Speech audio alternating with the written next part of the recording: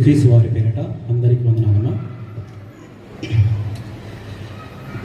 వాక్య నిమిత్తము ప్రార్థన చేసుకుందాము. సర్వోన్నతుడా, సర్వశక్తి గల దేవ, కృపామయుడా, ఇదిగో నాయన ఈ గుడ్ ఫ్రైడే సమయం వల్ల ప్రభువా నిన్ను గురించి మాట్లాడుటకు అయోగ్యుడను అల్పుడను ఎన్నికై లేని వాడునయ్యా ప్రభువా, నీ మాటలు ధ్యానించుచుండగా నీవే పరిశుద్ధాత్మ ద్వారా సహాయం చేసి చేరి వచ్చిన ప్రతి హృదయానికి నీ మాటలు గుర్తు చేసి వర్ధిల్లు చేయమని ప్రభు అయిన యేసుక్రీస్తు నామమున పేరిట ప్రార్థిస్తున్నాను తండ్రి, ఆమేన్. సమయము 2:10 అయింది. 10 అందరి ఆలోచన వల్ల ఆకలి మీద వెళ్తుంటాయి. దయచేసి కొంచెం జాగ్రత్తగా విందాము. John chapter 19:30 verse. యేసు సమాప్తమైనది ఒక మాట చెప్పి ఉన్నాడు. సమాప్తమైనది అంటే ఏమి సమాప్తమైనది అనే మాటను మనము క్షుణ్ణంగా పరిశీలిద్దాము. యోహాను రాసిన సువార్త 17వ అధ్యాయము 4వ వచనం. ఒక చేయుటకు నువ్వు నాకిచ్చిన పనిని నేను సంపూర్ణముగా నెరవేర్చి, యేసుక్రీస్తు వారు తనకు అప్పగించబడిని సంపూర్ణంగా చేసి భూమి మీద ఎవరిని మహిమపరిచాడు? తండ్రిని మహిమపరిచాడు. తండ్రిని మహిమపరచడం నిమిత్తమే ఆయన ఈ లోకానికి వచ్చాడు. ఇంకా ఏం చెప్పాడు? మనం 5 మాటలు గమనించినప్పుడు ఆయన 12 సంవత్సరాల వయసులో ఉన్నప్పుడే బోధకుల మధ్య కూర్చుని ఉన్నాడు.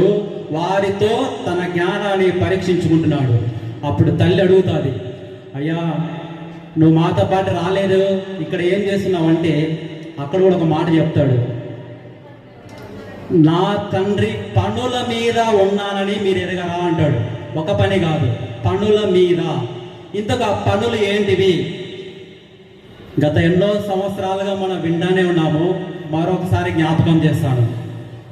మొదటగా మార్కు రాసిన సువార్త 1వ అధ్యాయము 38వ వచనములో యేసు ప్రభువారు సువార్త గ్రామములలో ప్రకటించుటకు నేను బయలుదేరి వచ్చి తిని చెప్పాను.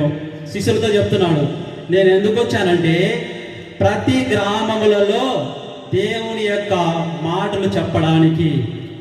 ఇందు నిమిత్తమే నేను వచ్చి తిని. రెండోదిగా లూకా రాసిన సువార్త 4వ అధ్యాయము 18వ వచనంలో బీదలకు సువార్త అందించుటకు నేను వచ్చి తిని, ఆయన నన్ను అభిషేకించాడు, చెరలోనున్న వారికి విడుదలను, గుడ్డి వారికి చూపును దయచేయటకు నేను వచ్చింది. ఇక్కడ మెయిన్ ఏంటంటే బీదలకు సువార్త ప్రకటించుటకు నేను వచ్చింది. 4వదిగా ఎఫెసీయులకు రాసిన పత్రిక 3వ అధ్యాయము 6వ వచనంలో ఒక మాట ఉండాలి. ఎఫెసీయులకు రాసిన పత్రిక 3వ అధ్యాయము 6వ వచనం, అన్యజనులకు సువార్త ప్రకటించుటకు వచ్చింది. యేసు ప్రభు వచ్చిన సమయంలో అక్కడ అన్యులను ఎవరు పట్టించుకునేవారు కాదు. యూదులని, పరిసయ్యులని, శాస్త్రులని, జ్ఞానులని, సుంకరులని, సమరయులని, రకరకాల తెగలు వారు ఉన్నారు. అన్యులను దరి చేర్చేవారు కాదు. కానీ యేసు ప్రభు వచ్చిన తర్వాత ఏం చెప్తున్నాడు? నేను బీదలకు కూడా సువార్త ప్రకటించుటకు, అన్యులకు సువార్త ప్రకటించుటకు వచ్చింది. తర్వాత యోహాను రాసిన సువార్త, మొదటి యోహాను రాసిన సువార్త 3వ అధ్యాయము 8వ వచనము. మొదటి యోహాను రాసిన సువార్త, అపవాది మొదటి నుండి పాపం చేయుచున్నాడు కనుక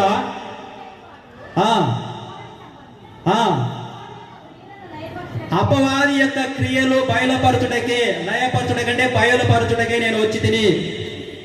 ఏమంట? దేవుని కుమారుడు ఎందుకు ప్రత్యక్షమయ్యాడంట? అపవాది క్రియలు బయలుపరచుటకే. అందుకే కదా ఆ రోజు ప్రధాన యాజకులు అంటే వాళ్ళ పని ఏంటి? దేవుడిని ఆరాధించడము. కానీ యేసు ప్రభు వచ్చినప్పుడు దేవునికి వాళ్ళు గుర్తించలేకపోయారు. అందుకే అపవాది క్రియలు ఎవరిలో బయలుపడతాయి? యాజకులలో, పరిసయ్యులలో, శాస్త్రులలో ఇదిగో ఇతడు దేవదూషణ చేస్తున్నాడు. వచ్చింది దేవుని కుమారుడైతే వీళ్ళు ఎటువంటి సంబంధం కలిగి ఉన్నారు? అపవాది యొక్క సంబంధికులు మాట్లాడుతున్నారు. అపవాది క్రియలు బయలుపరచుడికి నేను వచ్చి తిని అని చెప్తున్నాడు. ఇంకా 1 తిమోతి 1:15 ఇంకొక మాట. 1 తిమోతి 1:15 పాపులను రక్షించుటకే క్రీస్తు యేసు ఈ లోకమునకు వచ్చెను. చాలమ్మా, పాపులను రక్షించుటకే. ఇంతకు పాపం అంటే ఏంటి మనకు తెలిసే ఉండాలి. మళ్ళీ ఒకసారి జ్ఞాపకం చేస్తాను. ఆజ్ఞ అతిక్రమమే, అంతేనా? అంతేనా? యాకోబు గారు రాసిన పత్రిక 4:17 ఒకసారి 17 పాపం అనగా ఏంటో ఇంకొకసారి మళ్ళీ జ్ఞాపకం చేస్తున్నాను చూడండి. కాబట్టి మేలైనది చేయనెరిగి అలాగూ చేయలేని వారికి పాపం కలుగుతుంది. ఇప్పుడంతా మనం మేలైన స్థితిలో ఉన్నామా లేదా? మేలైన స్థితిలో మనం ఉన్నామా లేమా? ఇప్పుడు మనం మేలైన స్థితిలో ఉండి కూడా మేలు చేయకపోతే మనం ఏమైనట్టు? పాపం చేసినట్టే. ఆజ్ఞ అతిక్రమం ఒకటే కాదు, మేలైనది చేసే స్థితిలో ఉండి కూడా మేలు చేయకపోవడము ఇది కూడా పాపంతో సమానమే. ఇంకొకటి సంఖ్యాగ్రంథంలో చెప్తాడు, దేవుని మాటకు లోపడకపోవడం కూడా పాపమే. అది స్త్రీ అయినా పురుషుడైనా ఎవరైనా కానీ దేవుని మాటలకు లోపడకపోవడం కూడా పాపమే. ఇందు నిమిత్తమే నేను పాపమును రక్షించుటకు వచ్చి తిని అని చెప్పాడు. ఇంకా హెబ్రీయులకు రాసిన 2:14-15 ఒక మాట చెప్తాడు. ఏంటంటే, మరణం యొక్క బలమును మరణం ద్వారా దాన్ని నశింపజేసి తిని. మరణం పైన ఈయన తన ఆధిక్యాన్ని చూపుతున్నాడు. ఎవరికైనా పుట్టిన ప్రతి వానికి ఏమొస్తుంది? మరణం అందరికీ వచ్చేదే. కానీ యేసుక్రీస్తు వచ్చిన తర్వాత ఆ మరణాన్ని జయించి మళ్ళీ ఏమొస్తుందని చెప్పాడు? నిత్య జీవం వస్తుంది. పునరుత్థానం ఉంది. అందుకే మరణానికి ఉన్న బలాన్ని ఈయన జయించుటకు వచ్చి తిని అని చెప్పాడు. మరి ముఖ్యంగా ధర్మశాస్త్రాన్ని నెరవేర్చుటకు వచ్చి తిని అని చెప్పాడు. ధర్మశాస్త్రాన్ని నెరవేర్చుటకు. ఇంకొకటి గలతీయులకు రాసిన పత్రిక 3:23 ఒక మాట ఉంటుంది క్లుప్తంగా. ఏంటంటే, విశ్వాసము బయలుపరచుటకు నేను వచ్చి తిని అని చెప్పేసి.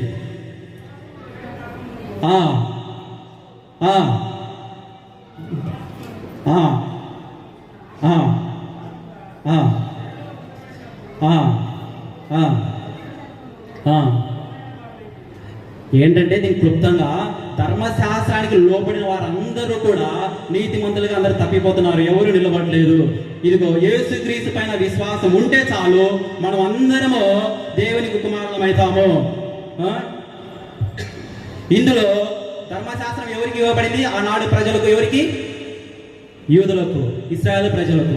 కానీ యేసుక్రీస్తు విశ్వాసం ఉంటే ఎవరెవరికి రక్షణ కలుగుతుంది? దీంతో యూదుడని, గ్రీసు దేశస్థుడని, రోమీలని, ధనవంతుడని, పేదవాడని, స్త్రీ అని, పురుషుడని ఏ భేదము లేదు. అందరము విశ్వాసం ద్వారా దేవునిలో మనమందరము ఏకమై ఉన్నాము. అందుకే నా పైన విశ్వాసం ఉంచున్నవాడు ఎప్పటికీ నశించకపోవడం చెప్తున్నాడు. అందుకే విశ్వాసము మనం దేవుని పైన నిలబెట్టుకోవాలి. ఇంకా ఏంటంటే, యోహాను రాసిన సువార్త 10:11 ఒక మాట ఉంటుంది. యోహాను రాసిన సువార్త 10:11 నేను గొర్రెలకు మంచి కాపరి వాటి కోసము తన ప్రాణము పెట్టుదును. ఇంతకు గొర్రెలంటే ఎవరు? మనమేనా? దీని గురించి చాలా క్లుప్తంగా హెచ్కేల గ్రంథము 34 వాళ్ళ గురించి క్లియర్గా రాసుంటాయి, గొర్రెలు అంటే ఎవరు అని చెప్పేసి. యూదా ప్రజలు, ఇశ్రాయేల్ ప్రజలు అందరూ. అక్కడ ఒక మాట ఉండాలి, ఏముంటా అంటే 34 హెచ్కేలు 11 మీరు ఇంటికి పోయిన తర్వాత పూర్తిగా చదవండి, ఇంకా క్లియర్ అర్థమవుతుంది. 34:11 ఒకటి,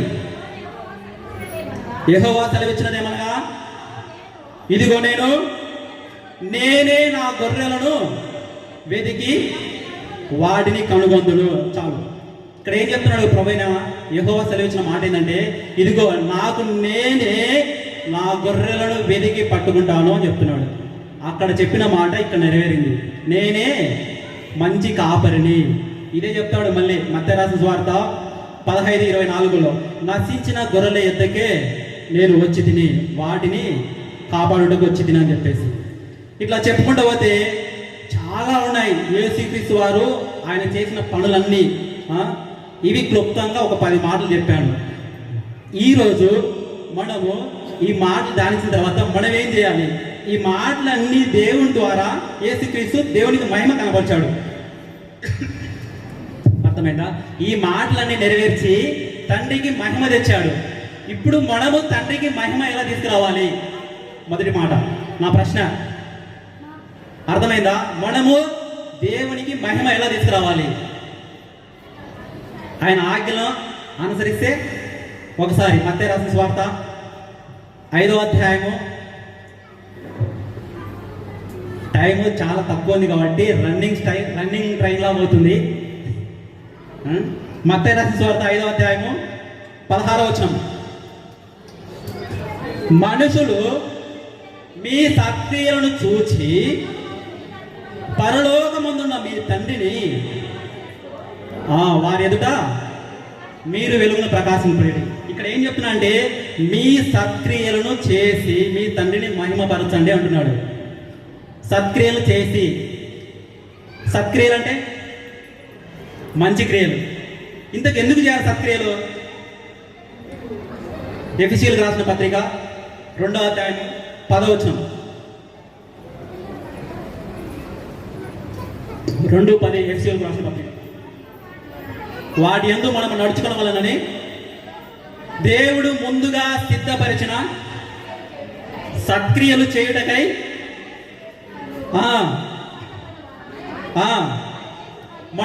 మనము ఏమైనామంట? ఆయన చేసిన పనివారమై ఉన్నాము. మనం ఎవరము? ఆయన చేసిన పనివారం. మన పని ఏంటి? సత్క్రియలు చేయడమే మన పని. అది చెప్తుంది. మనం యేసుక్రీస్తుని నమ్ముకున్న తర్వాత ఏం చేయాలంటే, ఆయన కల్పించిన పని సత్క్రియలు చేయడము. నేనేం చెప్తున్నాను ఇక్కడ? సత్క్రియలు చేసి తండ్రిని మనము మహిమపరచాలి. ఇంతకు ఎవరికి చేయాలి సత్క్రియలు? మొదటి పేతురు 2వ అధ్యాయము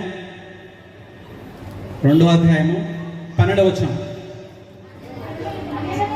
అన్యజనులు మిమ్మును ఏ విషయంలో దుర్మార్గులని దూషించితిరో ఆ విషయంలో మీరు సత్క్రియలు చూచి వాటిని బట్టి దర్శన దినమందు దేవుని మహిమపరచినట్లు వారి మధ్యన మంచి ప్రవర్తన గలవారై ఉండవలనని మిమ్మల్ని బతిమాలు కూర్చున్నాను అని చెప్పేసి పౌలు గారు చెప్తాడు. ఇక్కడ ఏంటంటే సింపుల్గా, అన్యజనులు ఉంటారు, వారికి దేవుడు ఎవరు తెలియదు.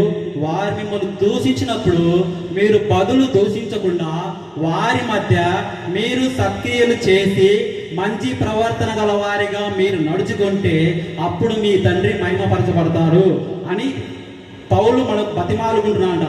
మీరు అన్యజనుల మధ్య సత్క్రియలు చేయండి, మంచి ప్రవర్తన గల వారై ఉండండి అని చెప్పేసి. ఎవరి మధ్య మనం సత్క్రియలు చేయాలా? ఎందుకు చేయాలంటే అది మన పని. ఇంకొకటి, ఇదే 2వ అధ్యాయము ఒకసారి 20వ వచనం చూడండి. తప్పిదమునకై దెబ్బలు తినినప్పుడు మీరు సహించిన ఎడల మీకేమి గణము? ఒక నిమిషం. తప్పు చేసినప్పుడు శిక్ష వేస్తే ఏం లేదు, మీ తప్పు చేశారు కాబట్టి శిక్ష వస్తుంది. తర్వాత మేలు చేసి బాధపడినప్పుడు మీరు సహించిన ఎడల అది దేవునికి హితమగును. ఇందుకే కదా మీరు పిలువబడింది అంటున్నాడు. మళ్ళీ ఒకసారి చెప్తాను. సత్క్రియలు చేసినప్పుడు కొంతమంది ఏదో వాళ్ళకు ఆశ కొద్దీ మేలులు చేస్తారు, కొంచెం డబ్బులు ఖర్చు పెడతారు. ఖర్చు పెట్టిన తర్వాత ఆ మేలు పొందిన వాళ్ళు ఉంటారే, వాళ్ళలో గుసగుసలు, ఆహా వీళ్ళ డబ్బులు ఎక్కువై ఖర్చు పెడుతున్నారు, ఊరికే దారుణంగా పెడుతున్నారు అని చెప్పేసి గుసగుసలేసి మాటలతో బాధ పెడతారు. ఎవరిని బాధ పెడతారు? మేలు చేసిన వాళ్ళని. మేలు చేసిన వాళ్ళకి బాధ ఉంటుందా ఉండదా? అయ్యో నేను మంచి చేశాను, నన్ను వీళ్ళు బాధపరుస్తున్నారని. కానీ ఆ బాధను సహించిన ఎడల మన తండ్రి మహిమపరచబడతాడు. అర్థమైందా? మేలు చేసి కూడా బాధింపబడిన వారు ఓర్చుకొని ఉండాలి. ఏదో వాళ్ళు అన్నారు కదని మనము రెస్పాండ్ కాకూడదు. ఇందుకే మనం పిలువబడితిని. ఎందుకో సహనము కోల్పోకూడదు, మనము సహించాలా. అందుకే 21వ వచనంలోకి క్లియర్గా చెప్తారు చూడండి. క్రీస్తు కూడా మీ కొరకు బాధపడి మీరు తన అడుగు జాడల యందు నడుచుకున్నట్లు మీకు మాదిరి ఉంచిపోయాను. ఎట్లా మాదిరి ఉంచిపోయాడు? ఆయన గాయముల చేత బాధించబడినను, దెబ్బల చేత బాధించబడినను బదులు చెప్పలేదు, దూషించబడినను బదులు చెప్పలేదు. గొర్రెకు కత్తిరించేటప్పుడు గొర్రె కదలకుండా అంటారు కదా, అట్టు ఉన్నాడు. కటింగ్ చేసే వాళ్ళ దగ్గర మనం ఎట్టయితే కటింగ్ చేసి తల ఉంచుకుంటామో అట్లా తను అర్పించుకున్నాడు. అలాంటి సహనాన్ని మనము కలిగి ఉండాలి. తర్వాత ఇంతకు దేవుడికి ఇంకా మహిమ రావాలంటే ఏముండాలి? యోహాను రాసిన సువార్త 15వ అధ్యాయము 8వ వచనం. యోహాను రాసిన సువార్త 15వ అధ్యాయము.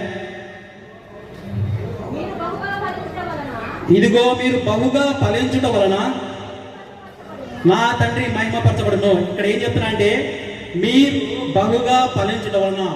ఫలించడం వలన అంటే దేవునిలో మనము కలిగి ఉండాలి, ఆయనతో సహవాసం కలిగి ఉండాలి. అలా ఆయనతో సహవాసం కలిగి ఉంటేనే మనం ఫలిస్తాం. అలా ఉన్నప్పుడే మన తండ్రి మహిమపరచబడతాడు అని చెప్తున్నాడు. అర్థమైందా? మనం ఏ పనులు చేసి దేవుని మహిమపరచాలి? సత్క్రియలు చేసి, ముందుగా నాకన్నా ముందు చెప్పిన సార్ కూడా అదే చెప్పాడు, మంచి పనులు చేయండి అని చెప్పేసి.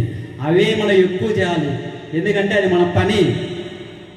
ఇంతకు యేసుక్రీస్తు వారు ఎవరు? ప్రేమామయుడు. తన ప్రేమని వెల్లడిపరిచారు. ప్రేమ అంటే ఏంటి? మనము ఎప్పుడు ప్రేమామయుడు, ప్రేమించాలి అంటున్నాం కదా. ఎట్లా ప్రేమిస్తారు చెప్పండి? ప్రేమను ఎట్లా మనం వ్యక్తపరుస్తాము?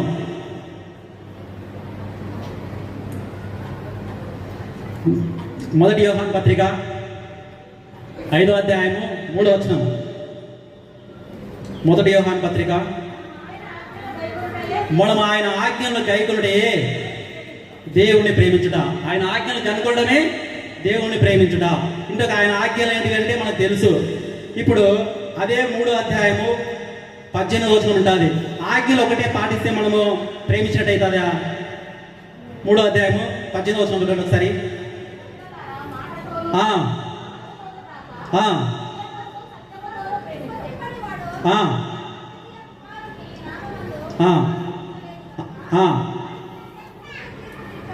అక్కడ నాలుకతోనూ మాటతోనూ కాక క్రియలతో సత్యముతో ప్రేమించాలని ఉంటుంది. మాటలతో ప్రేమించలేము, మాటలు మాత్రమే చెప్పగలం. మనం ఏం చేయాలంటే క్రియలలో మన ప్రేమను వెల్లడిపరచాలి.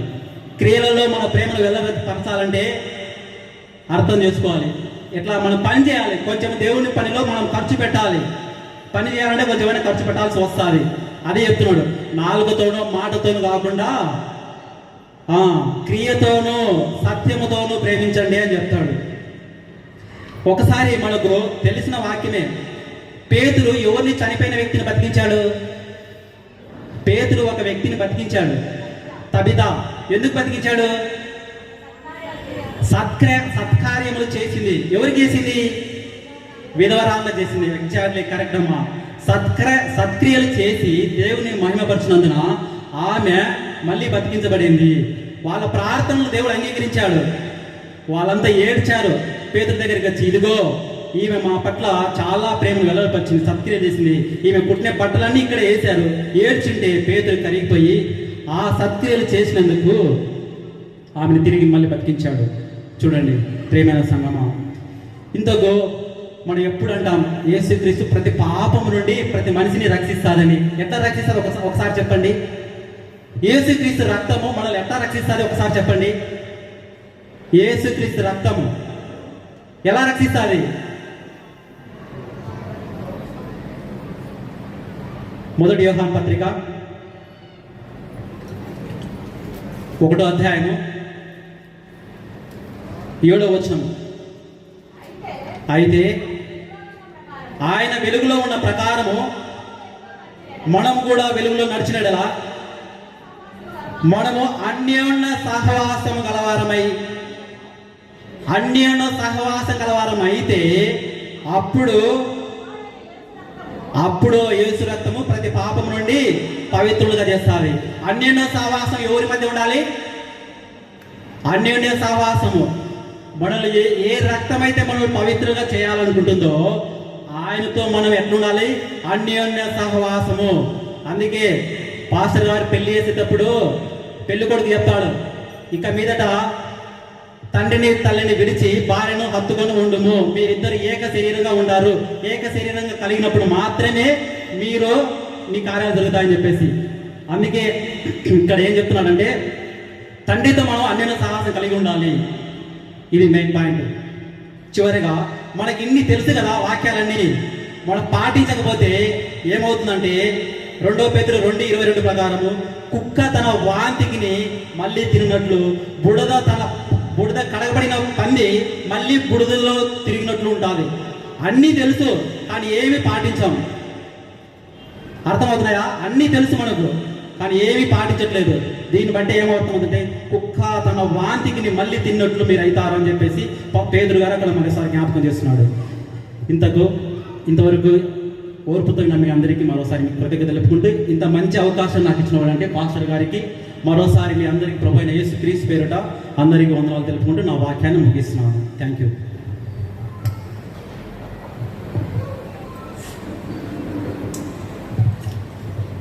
196వ